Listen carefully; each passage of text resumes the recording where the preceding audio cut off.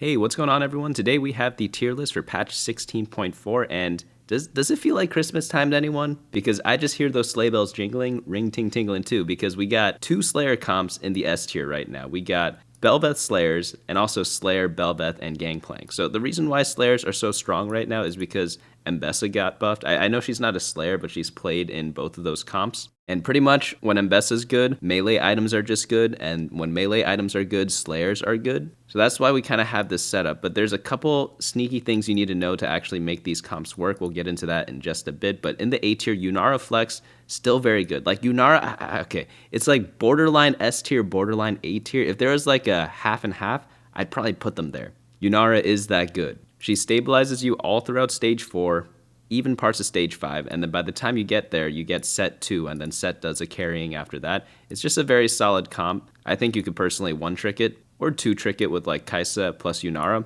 Same with last patch, because they're just both very deadly level 8 combos. After that, we have Demacia. If you get Demacia opener, it's just like free game for you. Like you don't even have to think anymore. You just turn off your brain, play Demacia, and that's that. Ixtal Fast 9 and Ixtal Bard, both very solid comps, just very hard to play. I had them higher up before, but I realized that it's too hard to play. Like, most people can't play it. People better than me can't play it. But I know it's good because when you see someone really good play it, they make it look so easy. But that's just not the case. So I think for like our purposes, I'm going to drop them down to the A tier. But if you're like super tryharding, then they're probably S tier if you can get them. After that, we have is Shadow Owl Kalista. Very good beginner comp. It's like the opposite of the last two comps we went over. I personally recommend Shadow Owl Kalista to play this whenever you can. If you get a Veigar 2-star at the start of the game, if you are, well, pretty much any rank, but especially if you are below Diamond, or even just below Master at this point. After that, in the B tier, we have a pretty sparse A tier, but in the B tier, we have Freljord, Seraphine, Veigar, Yordles, Double Trouble, Malzahar, Ekko, Reroll, Warwick, Flex. Warwick is actually pretty solid. I kind of like it a bunch. Like, it does some troll stuff. It's weird because it counters a lot of teams, but it gets countered by a lot of teams too. And in beginner ratings, a lot of people don't build anti-heal, which makes Warwick even better. But as you get higher and higher, I think Warwick gets worse and worse because anti-heal just completely destroys him.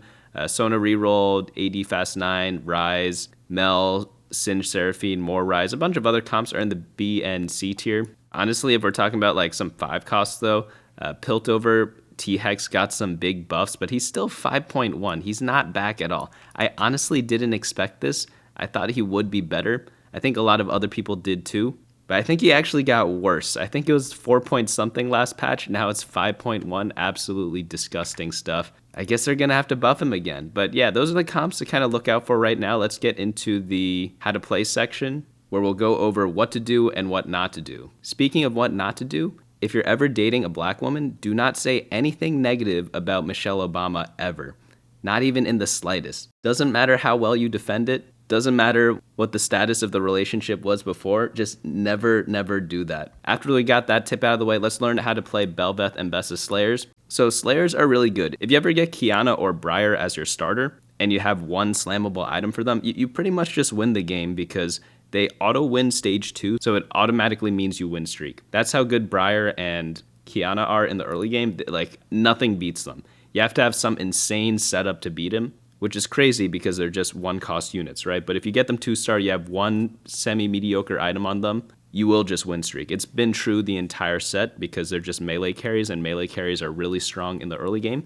But because Slayers are good right now, you actually get to play something good with them later. Because before, you just play them, win streak with them, and you're like, oh crap, what do I do? I got nothing to do now. But nowadays, that changed because both the best comps right now are going to be Slayer comps. Aatrox is really good right now. They changed some stuff about Darken. They buffed some of the items that they use. But pretty much the board here is going to be 4 Void, 3 Vanquisher. And then your main carries are going to be Bel'Veth and Aatrox as the 2 Slayers. Ambessa is going to be hitting pretty hard. Pair her with Fiddlesticks, Rek'Sai for Vanquisher, and then Rift Herald's going to be tanking. Lots of units to itemize here, honestly. Like, you don't need item augments, but they definitely do help out a bunch. If you don't have enough items, just remember to stack all of them onto one unit. If you have 9 items, for example, you want to make sure one of these 4 units has 0 items and the other 3 have 3 items. That's pretty much all you want to do. It's the 3 items equals 3 items rule. But if you do have extra items, then obviously, yeah, it works out fantastic if you have 12 items for everyone, because 12 divided by 3 equals 4. As for specific items, what do you absolutely need? Aatrox can use pretty much anything. BT Titans is a great combo, but it doesn't really matter what he gets. Ambessa doesn't really matter what she gets. Hand of Justice is really good on her because she automatically crits from Vanquisher, so Hand of Justice is much better than Bloodthirster. So if you ever are deciding who gets Bloodthirster, who gets Hand of Justice, Ambessa gets the Hand of Justice.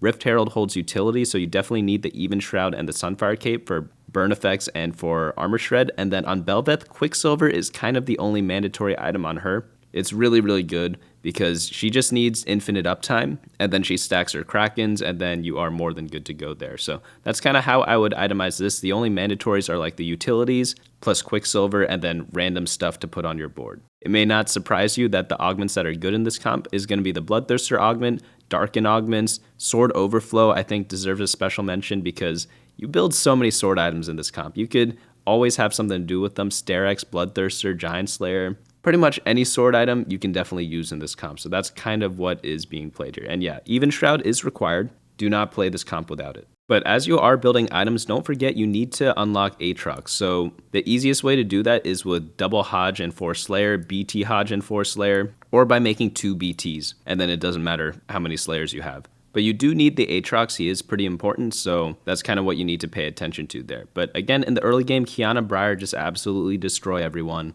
Stage 3 is a little bit rough, but once you get to stage 4, you get your forecast in there, and then Bel'Veth, Ambessa, Bel'Vessa, whatever you want to call it. They start the carry train, and then you just don't need the Qiyana and Briar anymore, and then they kind of just steamroll the rest of the game. Then you reach Aatrox, and Aatrox is reachable on level 8, so you get him during the stage 4 roll down.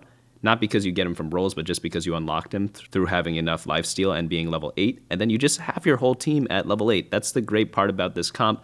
That's a great part about a lot of comps right now. You just spike at level 8 and pretty much take advantage of everyone there. After that, we have the Gangplank Slayer comp. By the way, I forgot if I mentioned this already, but I did add team planner codes to copy on the website. People have been wanting that for a while. I finally added it. Your website needs copy build button or it is useless. So, all right, I don't want to be useless. So that's why I added it there. Hopefully it helps everyone. I may have procrastinated a little bit longer than I should have. I could have added it a lot earlier, but honestly, I thought it'd be a lot harder than it actually is. But next comp up we have is Gangplank Slayers, which honestly has very similar requirements as the previous comp. You need Even Shroud and you need Quicksilver. Quicksilver on Gangplank, absolutely bonkers busted. Really nice to have because it just gives him infinite uptime.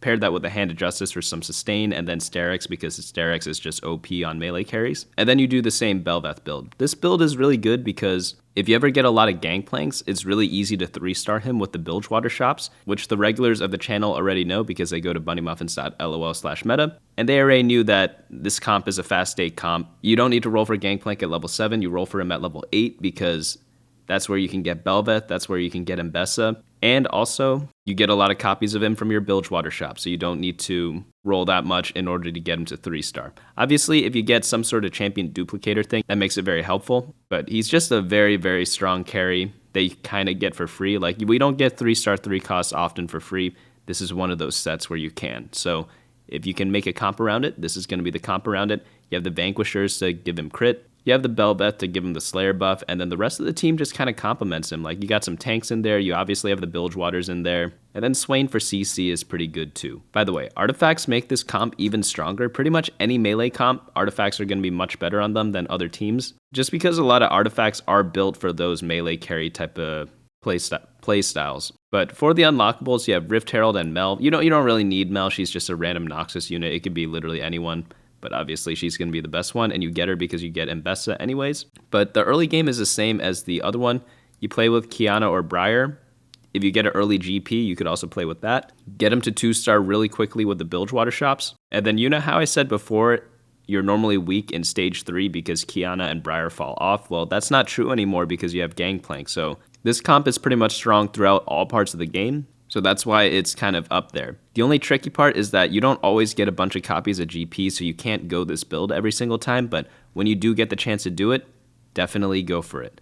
Next build up we have are the A tiers. I personally just am in love with Yunara builds. Like, she's just so fun to do. IE Rageblade plus any third item. Titans is really good still. They nerfed it a little bit, but she's still really good with it because I kind of hit her AP scaling a bit, but it's still very strong on her. But I don't know what it is. Yunara just wins so many different boards. Like Wukong is way too tanky for a 4-cost. It's always Wukong, by the way. Every set that Wukong's in where he's a 4-cost unit, he's just too strong as a tank when you itemize him. But this comp is really good. There are a bunch of different versions of Yunara. There's the Ionia and the Freljord build. For me personally, I like the Ionia build a little bit more now, but honestly, both builds are fine. The reason why Ionia works so well, I talked about this before a bit, but Yunara is just the strongest 4-cost carry, in my opinion. So if you ever do get her 2-star, she just wipes everyone. If you ever get an early 1-star of her in stage 3, she also wipes everyone. And she really just needs 2 items, like IE Rageblade. What a beautiful item combo. But this comp also does have the late game insurance of Set, who just absolutely obliterates everyone if he gets his reset early when he dies. So the only thing you need to do when you play this comp is make sure Set dies early.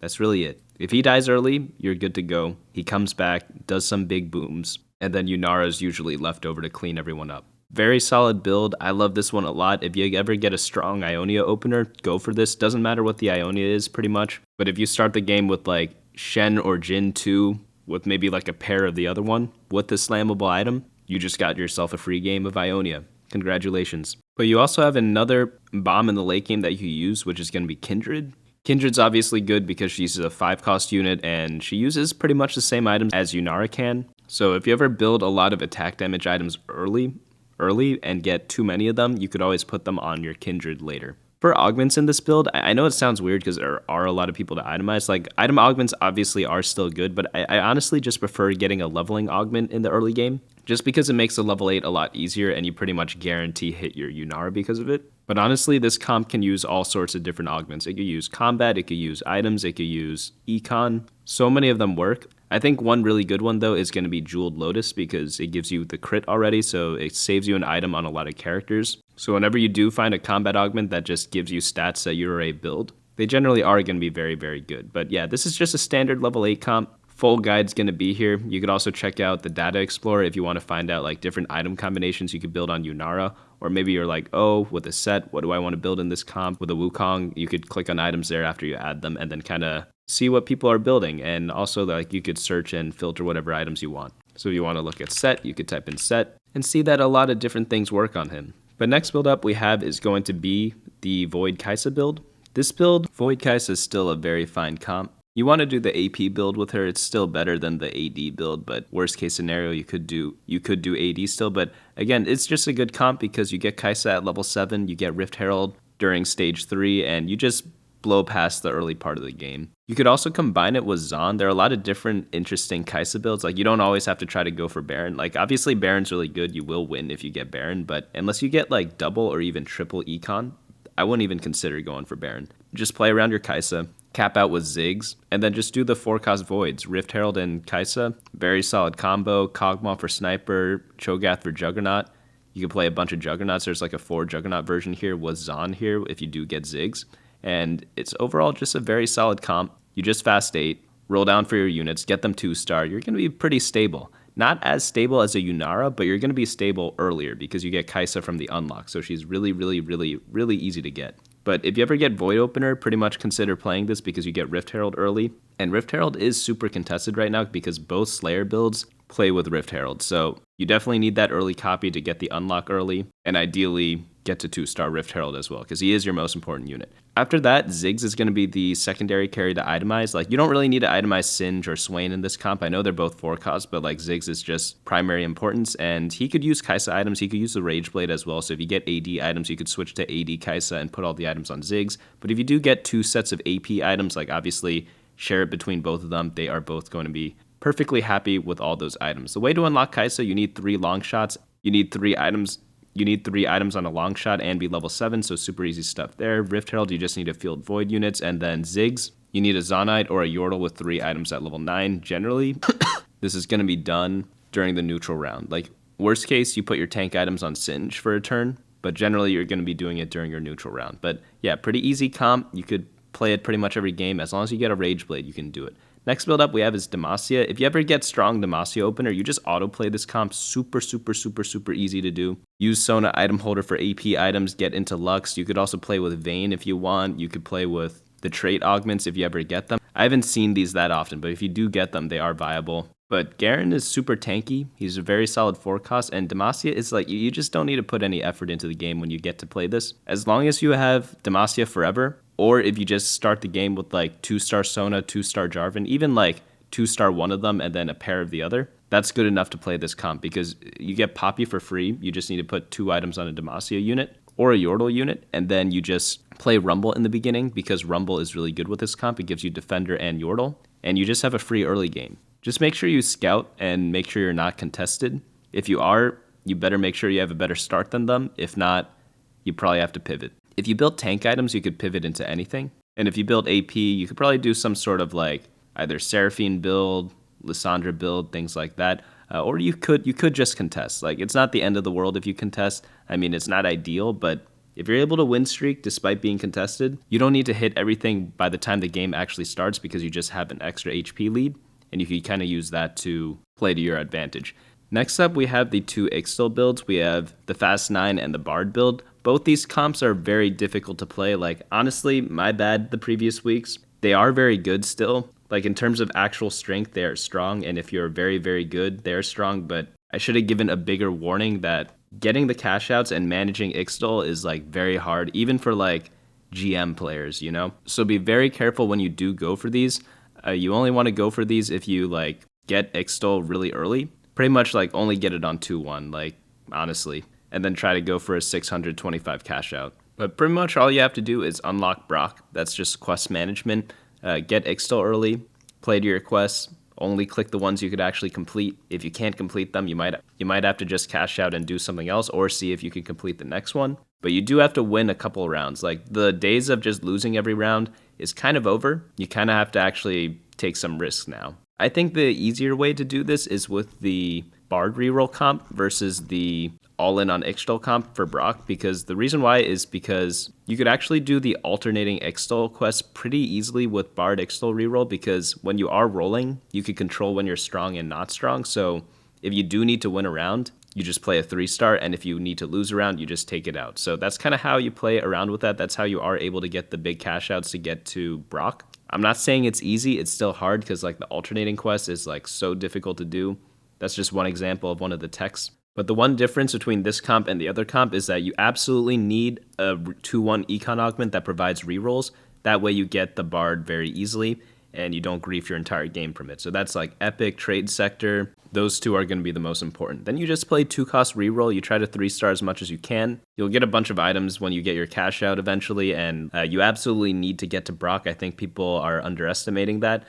So unless you can get there, don't play this comp. But very strong build. Like, a lot of very high-level players are able to play this very well, but it is pretty high skill cap. Next build up we have is going to be Shadow Owl Kalista, probably one of the easiest comps. You just play Veigar, 2-star, early game, put any item on him, because he can pretty much use anything. That's the best part about him. And then you let your game roll after that. Like, you just play the Shadow Owls slowly but surely, add them in turn by turn, and if we take a look at the stats right now, let's see how good Shadow Owls is. Like, let me go to traits, type in Shadow Owl. Let me get rid of this thing first, and we'll see that pretty much all the breakpoints do just fine. This is in Diamond Plus. I bet if we turn it down to Plat Plus, it does even better, if I had to guess. Let's check it out there. No, it's around the same. 4 Shadow Owls gets worse, 5 Shadow Owls gets better. But overall, it's around the same type of stuff. Oh, actually, no, it's just better. I misread the numbers. But the point I'm trying to make is that this is a very good beginner comp, because again, you just have a very tailored game plan. You just play all the Shadow Owl units and then add in whatever synergies you see throughout the game. So for example, if you're playing Gwen, you want Disruptor, so you could play either Ekko or Seraphine or Malzahar. During your mid game, if you are playing Thresh and Warwick, you could add in any Warden. It could be Loris, Nautilus, anything like that. Braum. For Executioner. For Vanquisher, it could be something like a Gangplank, Rek'Sai, anyone that does vanquishing stuff once you get Kalista. And then for Veigar, any quick striker will do. It could be like Ashe, Draven, things like that.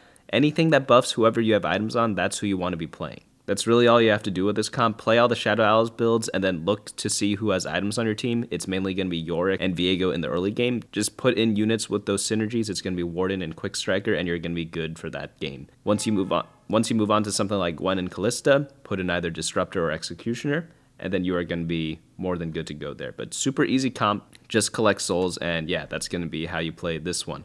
For the B tier, like we have Ekko, still solid comp, not crazy amazing. I mean, we could do the stat check on this one. Go to stats on teamfight.lol, go to champions, type in 2 costs, and then filter over here. We could scroll down a bit, like Yasuo 4.4, like not that great. Let's see who else. Aphelios 4.5, not the best. I know Bard's low down here, but honestly, it's like skill cap difference. Here's pretty low. Where's Ekko? Ekko's over here at 4.56. I mean, yeah, that's not where you want to be for a 2-cost reroll. That's kind of why it is in the B tier, but if you get an insane start for it, like, go ahead and play it. Freljord Seraphine honestly is a pretty fine build. Seraphine's pretty good just in general. Like, this definitely is a viable build. Definitely can play it if you have a lot of AP items, because there isn't too much AP in this patch so far. Double Trouble Malzahar, we went over this last week.